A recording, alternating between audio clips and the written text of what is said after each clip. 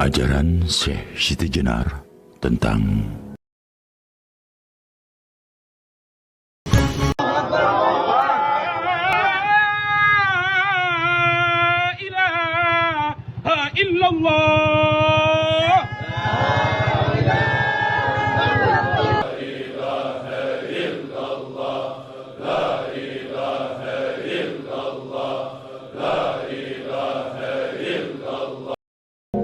ajaran Syekh Siti Jenar tentang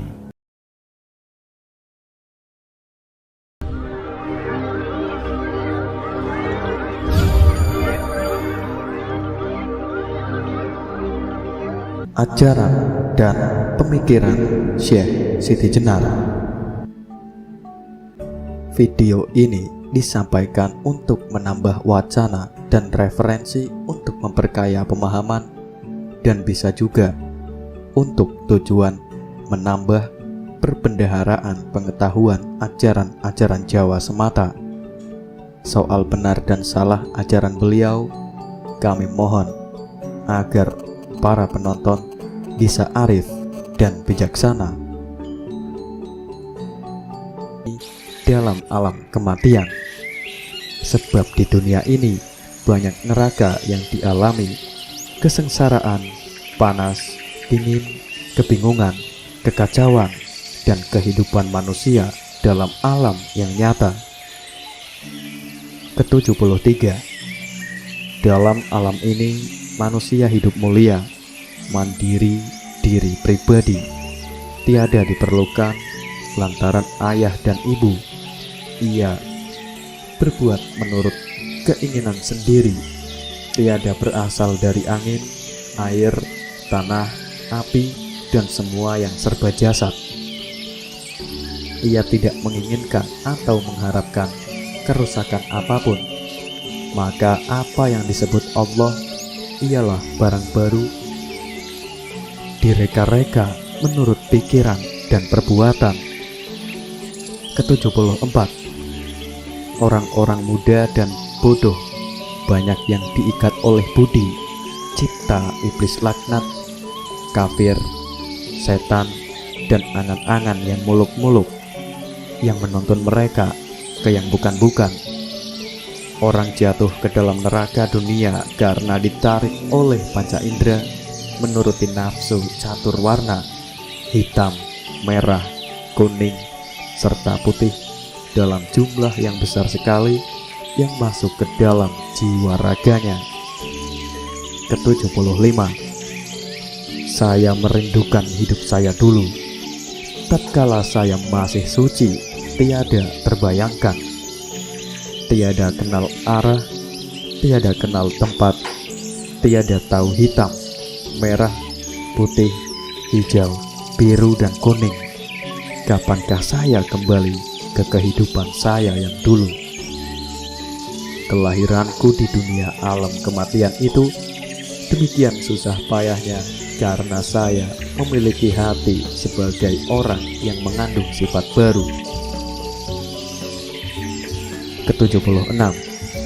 Kelahiranku di dunia kematian itu demikian susah payahnya karena saya memiliki hati sebagai orang yang mengandung sifat baru. Ke-77. Keinginan baru, kodrat, irodat, sama, besar, dan ngalim, aliman, betul-betul terasa amat berat di alam kematian ini.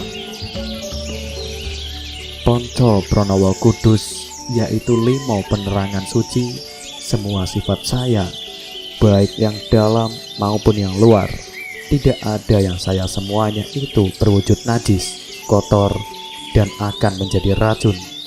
Beraneka ragam terdapat tersebut dalam alam kematian ini.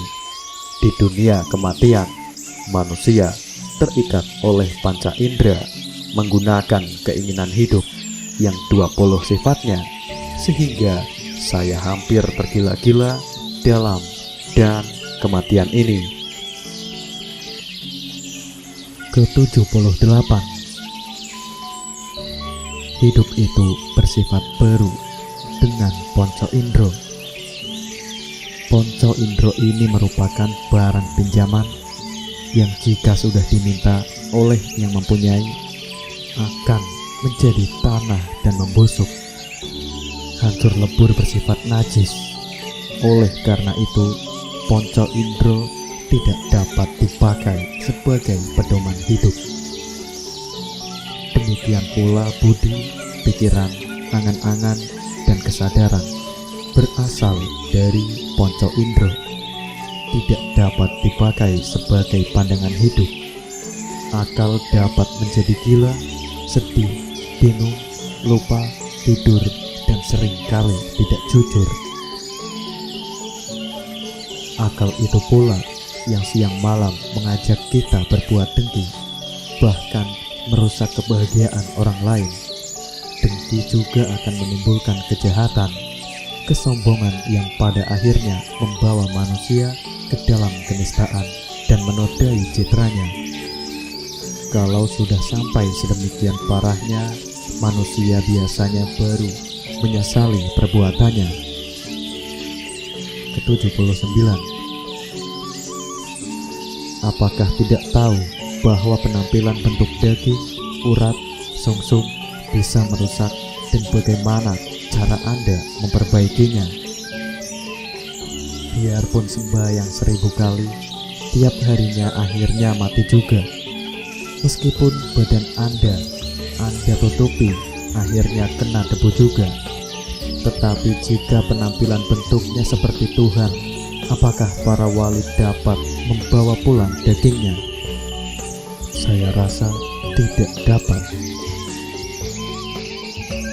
Alam semesta ini adalah baru. Tuhan tidak akan membentuk dunia ini 2 kali dan juga tidak akan membuat tatanan baru. Ke-80.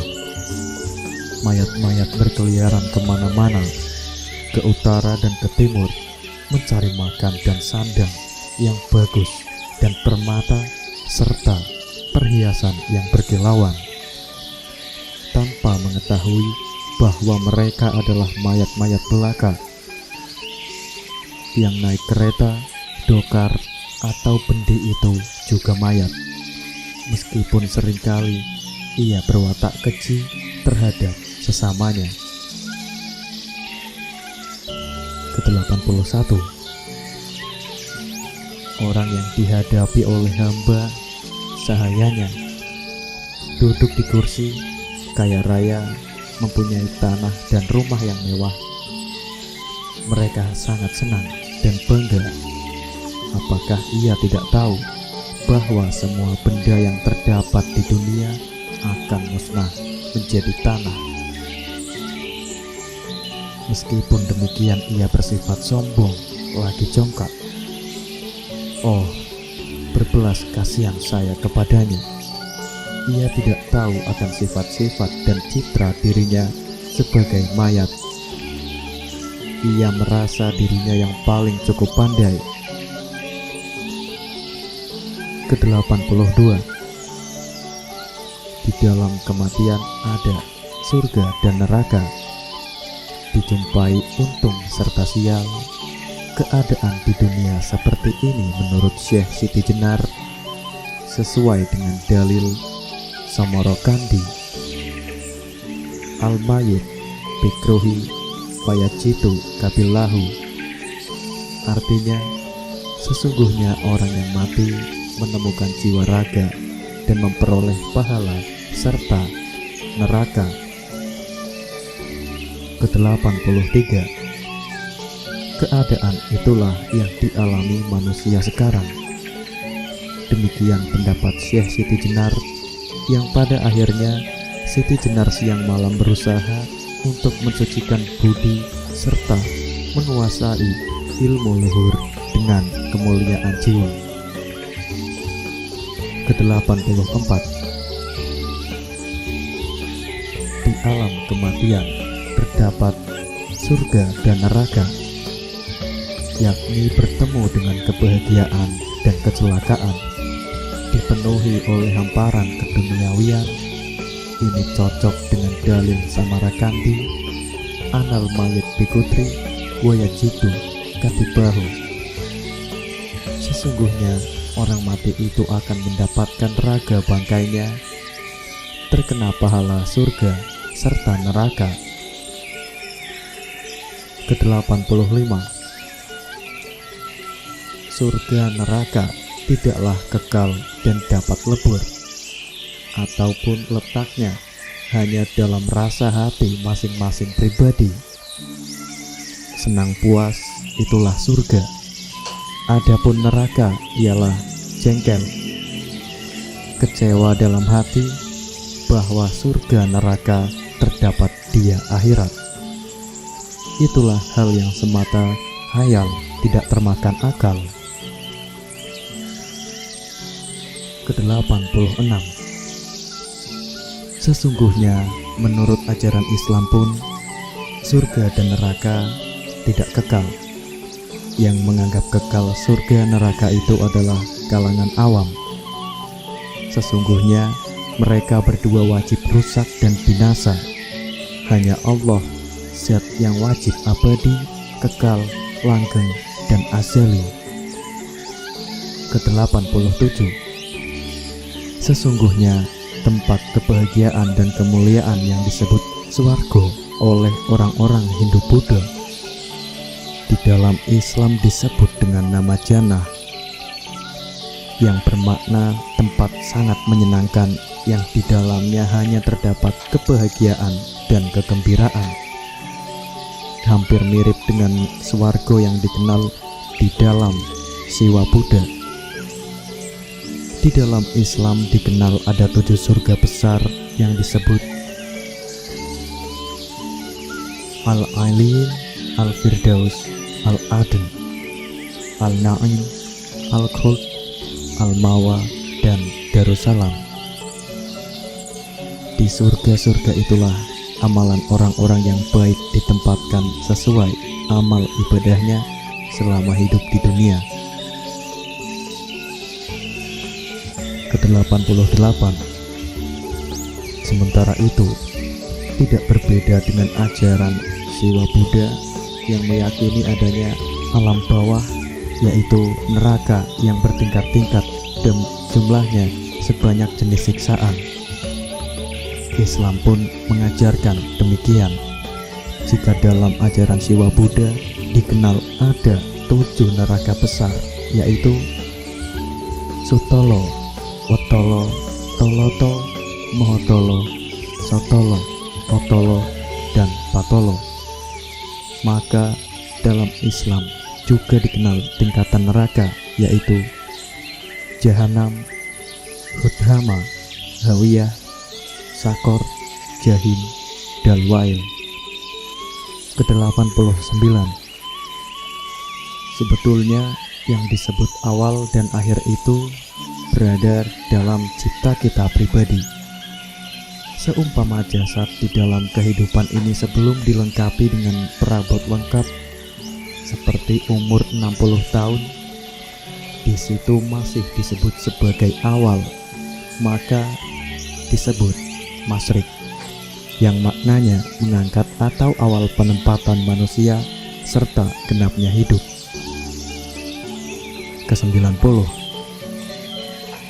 Yang saya sebut maghrib itu penghabisan.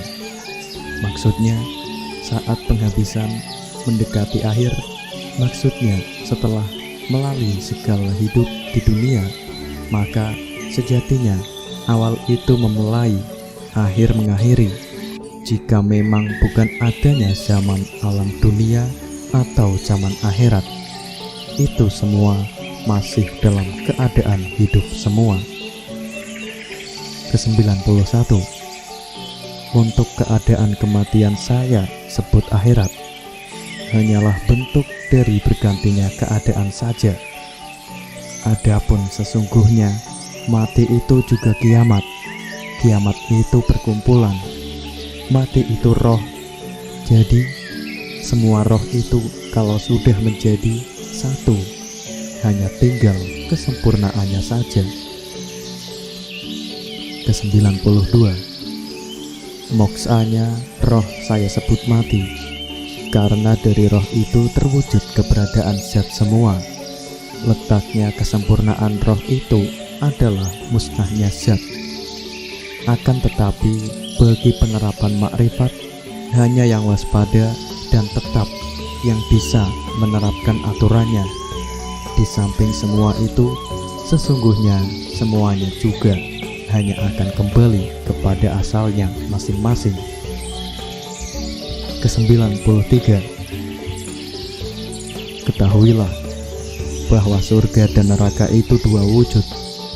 Terjadinya dari keadaan, wujud makhluk itu dari kejadian. Surga dan neraka sekarang sudah tampak, terbentuk oleh kejadian yang nyata. Ke-94, saya berikan kiasan sebagai tanda bukti adanya surga. Sekarang ini sama sekali berdasarkan wujud dan kejadian di dunia. Surga yang luhur itu terletak dalam perasaan hati yang senang. Tidak kurang orang duduk dalam kereta yang bagus, merasa sedih, bahkan menangis terseduh-seduh. Sedang seorang pedagang keliling berjalan kaki sambil memikul barang, dagangannya menyanyi sepanjang hari. Ia menyanyikan berbagai macam lagu dengan suara yang terdengar mengalun merdu, sekalipun ia memikul, menggendong, menjinjing, atau menyunggi barang dagangannya pergi ke Semarang. Ia itu menemukan surganya karena merasa senang dan bahagia. Ia tidur di rumah penginapan umum, berbantal kayu sebagai kalang kepala. Dikerumuni serangga penghisap darah, tetapi ia dapat tidur nyenyak. Ke-95, orang di surga segala macam barang serba ada. Kalau ingin bepergian serba enak, karena kereta bendi tersedia untuk mondar-mandir kemana saja. Tetapi apabila nerakanya datang, menangislah ia bersama istri atau suaminya dan anak-anaknya. Ke-96, manusia yang sejati itu ialah yang mempunyai hak dan kekuasaan Tuhan yang Maha Kuasa, serta mandiri diri pribadi.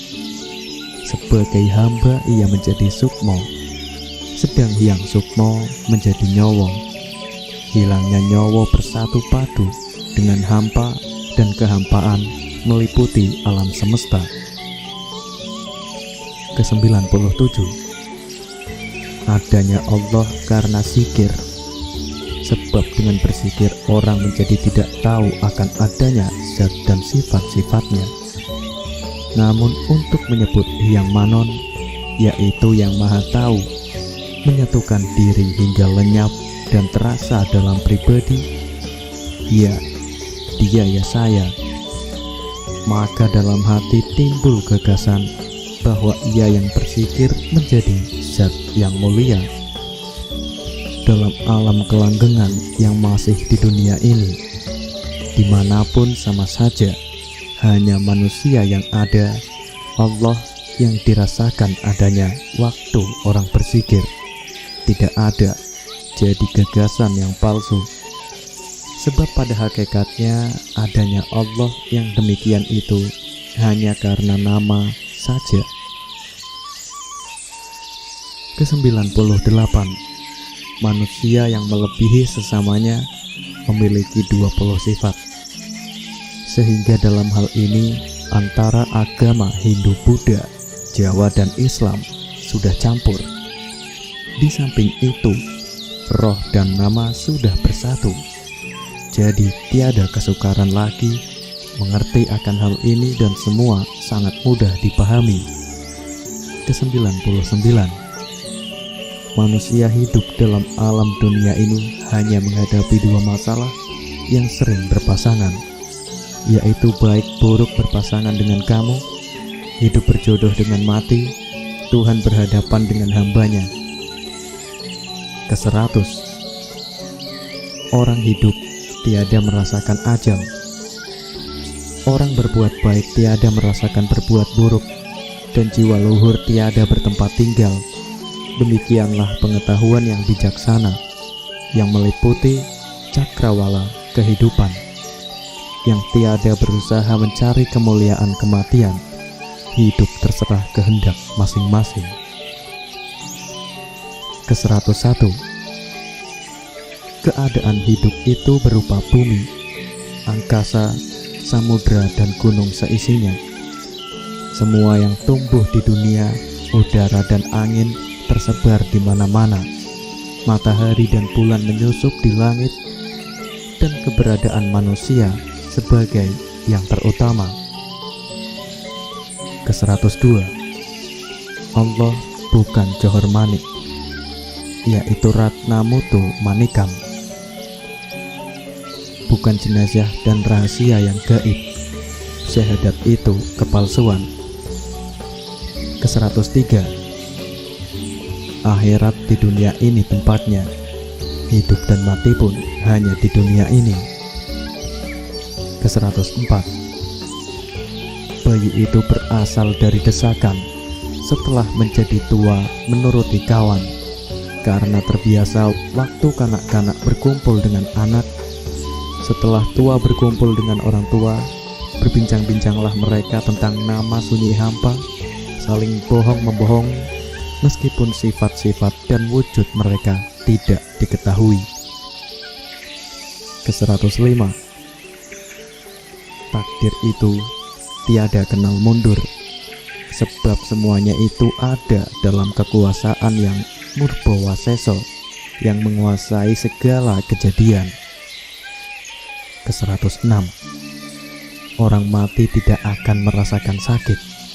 Yang merasakan sakit itu hidup yang masih mandiri dalam raga. Apabila jiwa saya telah melakukan tugasnya, maka dia akan kembali ke alam aning-anung, alam yang tentram bahagia, aman, damai, dan abadi. Oleh karena itu, saya tidak takut akan bahaya apapun. Ke-107. Menurut pendapat saya, yang disebut ilmu itu ialah segala sesuatu yang tidak kelihatan oleh mata. Ke-108. Mana ada yang maha suci, baik di dunia maupun di akhirat, sunyi. Yang ada saya pribadi. Sesungguhnya besok saya hidup seorang diri tanpa kawan yang menemani. Disitulah Zatullah merasa bersatu menjadi saya. Ke-109. Karena saya di dunia ini mati, luar dalam saya sekarang ini, yang di dalam hidupku besok, yang di luar kematianku sekarang. Ke-110. Orang yang ingin pulang ke alam kehidupan tidak sukar, lebih-lebih bagi murid Siti Jenar, sebab ia sudah paham dengan menguasai sebelumnya. Di sini dia tahu rasanya di sana dia tahu rasanya di sini. Ke-111. Tiada bimbang akan manunggalnya Sukmo. Sukmo dalam kehingan, tersimpan dati sanubori. Terbukalah tirai, tak lain antara sadar dan tidur, ibarat keluar dari mimpi, menyusup rasa jati. Ke-112. Manusia tidak boleh memiliki daya atau keinginan yang buruk dan jelek. Ke-113. Manusia tidak boleh berbohong. Ke-114. Manusia tidak boleh mengeluarkan suara yang jorok, buruk, saru, tidak enak didengar, dan menyakiti orang lain. 115. Manusia tidak boleh memakan daging atau hewan darat, udara, ataupun air. Ke-116. Manusia tidak boleh memakan nasi, kecuali yang terbuat dari bahan jagung. Ke-117, manusia tidak boleh mengkhianati terhadap sesama manusia. Ke-118, manusia tidak boleh meminum air yang tidak mengalir. Ke-119, manusia tidak boleh membuat dengki dan iri hati. Ke-120, manusia tidak boleh membuat fitnah. Ke-121, manusia tidak boleh memakan ikan atau daging dari hewan yang rusuh, tidak patut, tidak bersisik, atau tidak berbulu. Ke-123, bila jiwa badan lenyap, orang menemukan kehidupan dalam sukmo yang sungguh nyata dan tanpa bandingan. Ia dapat diumpamakan dengan isinya buah kamumu. Pramono menampilkannya manunggal dengan asalnya dan dilahirkan olehnya. Ke-124, tetapi yang kau lihat, yang nampaknya sebagai sebuah boneka penuh mutiara bercahaya indah, yang memancarkan sinar-sinar bernyala-nyala, itu dinamakan pramono. Pramono itu kehidupan badan. Ia manunggal dengan badan, tetapi tidak ambil bagian dalam suka dan dukanya. Ia berada di dalam badan. Ke-125, tanpa turut di dalam alam kematian. Sebab di dunia ini banyak neraka yang dialami,